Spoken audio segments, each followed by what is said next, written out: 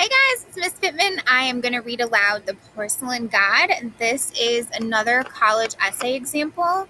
This was actually written for the common application prompts for the example that says topic of your choice. So they decided to go for the more open-ended option. All right.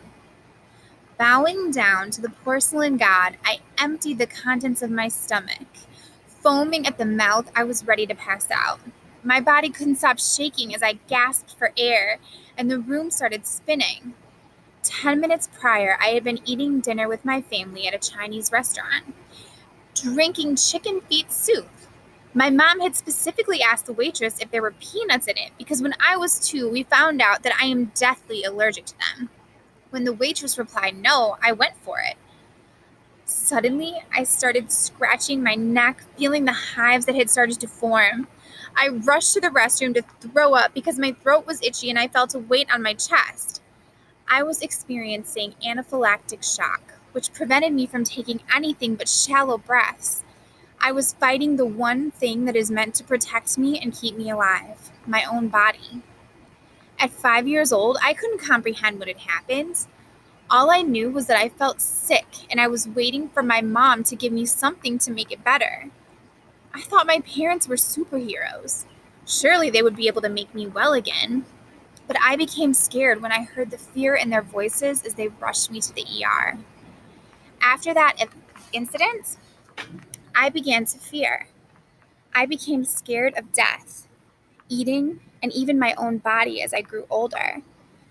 I became paranoid about checking food labels, and I avoided eating if I didn't know what was in the food. I knew what could happen if I ate one wrong thing, and I wasn't willing to risk it for a snack. Ultimately, that fear turned into resentment. I resented my body for making me an outsider.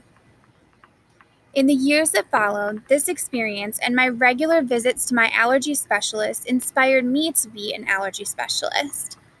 Even though I was probably only 10 at the time, I wanted to find a way to help kids like me. I wanted to find a solution so that nobody would have to feel the way I did. Nobody deserves to feel that pain, fear, and resentment. As I learned more about the medical world, I became more fascinated with the body's immune responses, specifically how a body reacts to allergens. This past summer, I took a month-long course on human immunology at Stanford University. I learned about the different mechanisms and cells that our bodies use in order to fight off pathogens. My desire to major in biology in college has been stimulated by my fascination with the human body, its processes, and the desire to find a way to help people with allergies.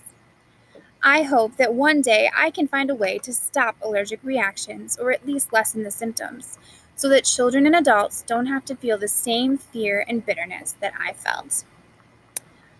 Snaps for this essay. I really like this.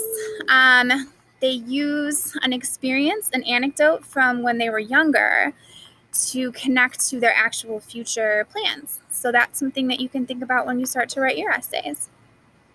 Bye, guys.